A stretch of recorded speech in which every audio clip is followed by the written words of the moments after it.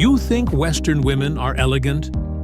Wait until you meet the women of Azerbaijan. How did this ancient land between East and West produce women so mysteriously beautiful? And why do their faces feel like a blend of Persian poetry and Caucasian nobility? And what is it about the streets of Baku, where buildings look like Paris and the Caspian Sea whispers like Venice, that makes this place feel like Europe with a secret? Drop a number 1 in the comments if you're ready to discover Azerbaijan. And let's dive into a country that defies every stereotype. Nestled at the crossroads of Eastern Europe and Western Asia, Azerbaijan is one of the most unexpected countries you'll ever discover.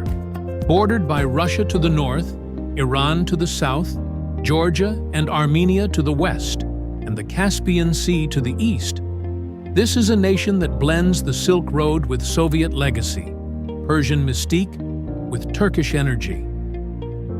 Azerbaijan spans over 86,600 square kilometers, roughly the size of Austria, yet holds a world of contrast within its borders.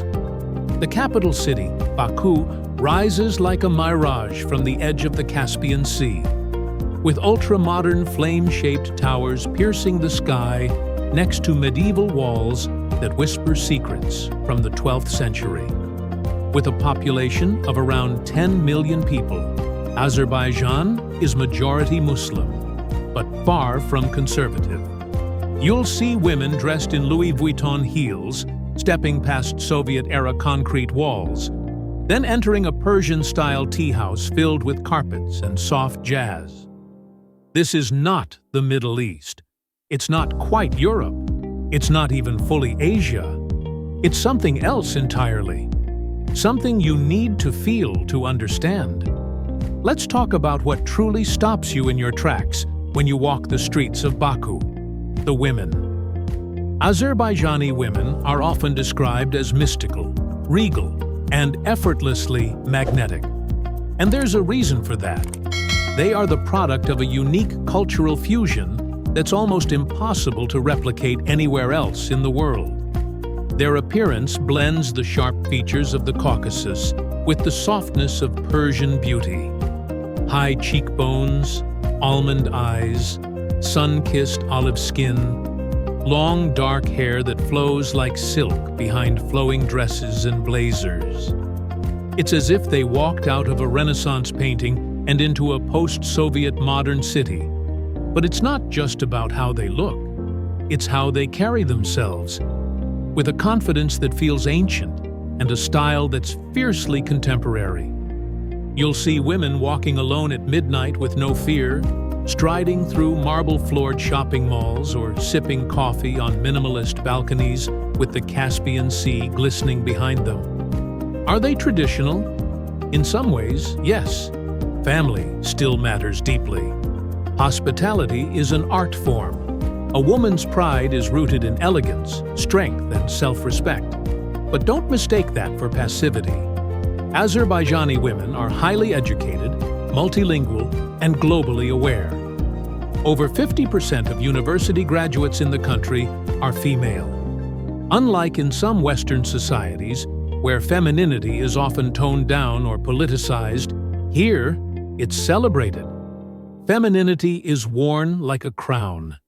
And when you compare Azerbaijani women to others, say, American women or South American women, something becomes striking. American women often lead with independence, ambition, and directness. South American women may bring passion, rhythm, and flair. But Azerbaijani women, they lead with mystery.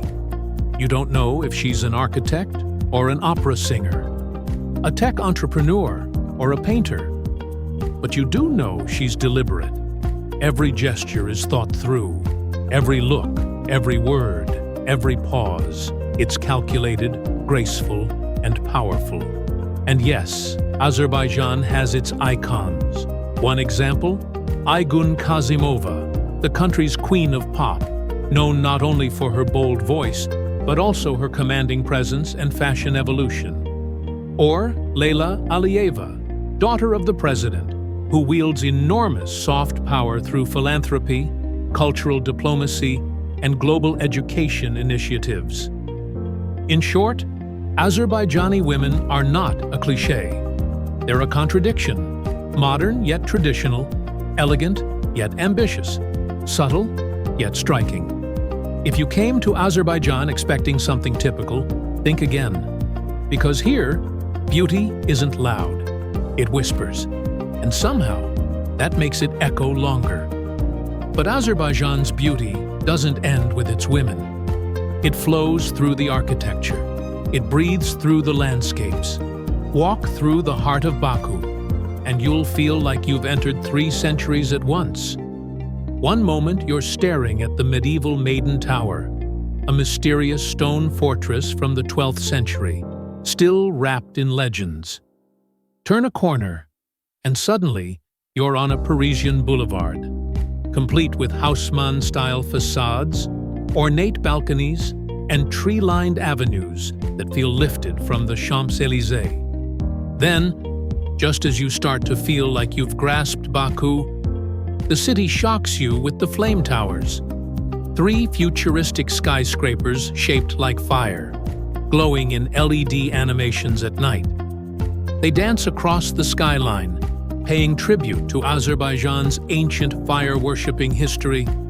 This isn't just eclecticism, it's intentional contradiction. Because Azerbaijan doesn't want to be one thing, it wants to be everything. At once ancient and modern, European and Asian, spiritual and digital. And if Baku is its beating heart, then the countryside is its soul. Drive just a few hours outside the capital, and Azerbaijan reveals a completely different face. Snow-capped peaks of the Caucasus Mountains surround remote stone villages where shepherds still roam. Then descend into lush valleys filled with orchards, wildflowers, and ancient mosques carved into rock. Go further south, and you'll find mud volcanoes, bubbling craters of gray, alien-like goo that hiss and spit from the earth, creating landscapes so surreal they've been featured in science fiction films. Then there's the Caspian Sea, vast, shimmering, and oddly calm. At sunrise, it glows like molten gold. At night, it reflects the Baku skyline like a dream. You can stand on the Baku Boulevard, feel the sea breeze on your face, and hear the echoes of both commerce and poetry. Oil rigs on the horizon, lovers whispering on the benches behind you. This natural and architectural fusion creates something rare. In most countries, you feel either awe or comfort. In Azerbaijan, you feel both. It's a place where mosques echo next to jazz clubs, where ancient caravans once passed, and Formula One cars now roar through the streets, where architecture isn't just about buildings, it's a statement of identity. And that identity is still evolving, still raw, still whispering stories into the wind. Now, let's get real. What is it actually like to live in Azerbaijan? Let's start with the economics. Azerbaijan's economy is a unique cocktail, part oil-rich Gulf energy, part Soviet legacy, and part postmodern service boom. The country makes billions from oil and gas exports, with companies like SOCAR dominating the Caspian energy basin. But in recent years, the government has tried to pivot, investing heavily in tourism, digital tech, and infrastructure. For locals, that means opportunity, but also tension. Because while Baku looks rich, not everyone is living like a king. Let's break it down. The average monthly salary in Azerbaijan is around 700 to 800 manats. That's about $400 to $470 USD. Meanwhile, rent for a one-bedroom apartment in Baku city center costs roughly 450 to 600 manats, $270 to $350. In the suburbs or outer districts, you can get the same for about 300 manats, $175. Basic groceries are surprisingly affordable. A loaf of bread? 30 kepik, 17 cents. A liter of milk? 1 manat, 60 cents. A full restaurant meal? $4 to $6. But here's the twist. Azerbaijan may be cheap by Western standards, but salaries are also low by Western standards. So while it's great for expats or digital nomads, it can be tough for locals, especially those outside of Baku, where wages drop significantly. And yet, people here find joy in the little things. They wake early, sip black tea brewed in pear-shaped glasses, eat kutab, thin pancakes stuffed with herbs or meat, fresh off a sidewalk griddle, gather with friends for long dinners of dolma, grape leaves stuffed with minced lamb and rice, plov, aromatic rice pilaf, and badambura, sweet almond pastries. Azerbaijanis are deeply social. Evenings aren't spent alone behind screens, but out on the street, in courtyards, in tea houses, under grapevines. Life here happens outdoors. And don't forget the music.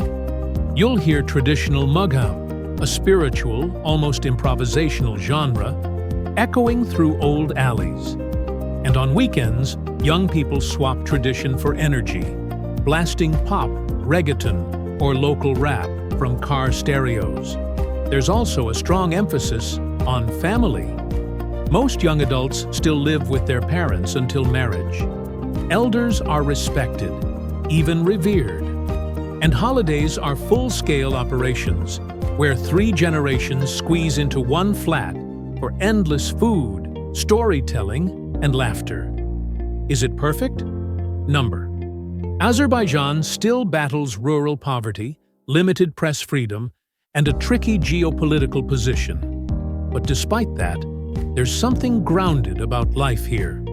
Something warm, deliberate, and human. It's not a country that shouts, it's a country that invites. Every beautiful place casts a shadow.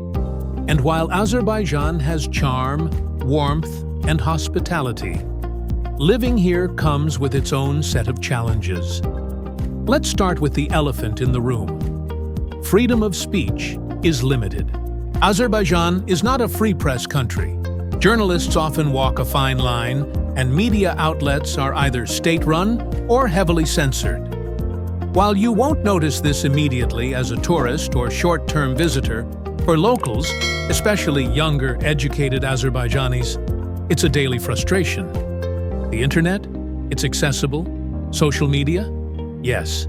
But there's a climate of self-censorship. Most people avoid political conversations in public.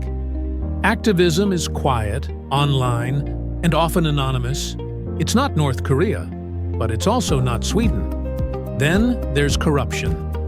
While Baku gleams with luxury towers, beneath the surface, bureaucracy can be slow and sometimes greased by under-the-table payments. From business licensing to construction permits, it's not uncommon to hear stories of unofficial channels being more effective than the official ones.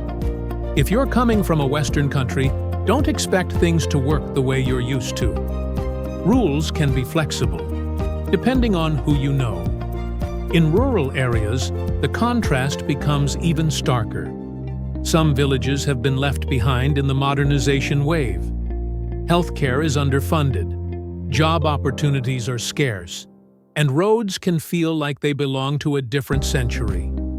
Gender roles, too, can be complex.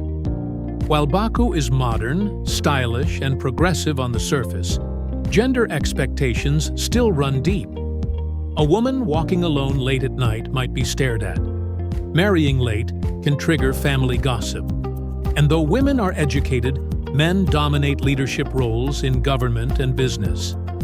Even the younger generation walks a tightrope between modern dreams and traditional expectations.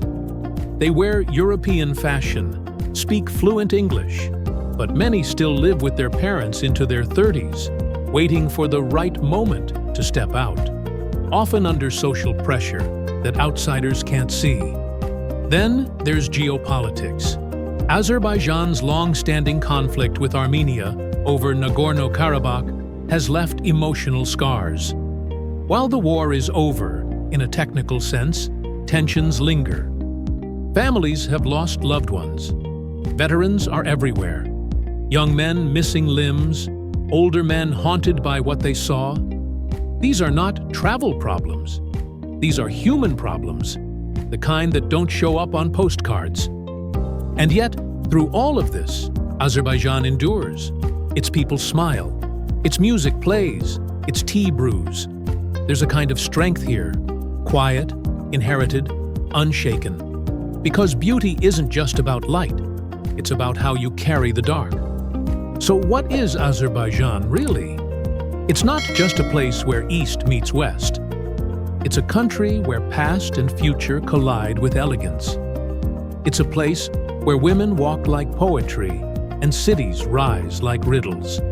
Where dinner takes 3 hours and life isn't rushed, it's savored. Where silence is respected, beauty is subtle, and identity is layered. Living in Azerbaijan is not about convenience. It's about contrast. It's about feeling history on your skin and watching oil-fueled skylines flicker above 12th century cobblestones. It's about waking up to the call to prayer and falling asleep to trap beats from a neighbor's car. It's a puzzle, and maybe that's what makes it unforgettable. So now I ask you, would you live in a place like this? Could you handle the mystery, the elegance, the contradictions? Or maybe, just maybe, you're already booking your ticket. Drop your thoughts in the comments. Would you visit? Would you stay? What surprised you most? And don't forget to subscribe if you want to explore more hidden, beautiful, and deeply complex places around the world. Places that challenge the way we see beauty, culture, and life itself. Because sometimes, the most powerful journeys don't just show you new countries. They change the way you see your own.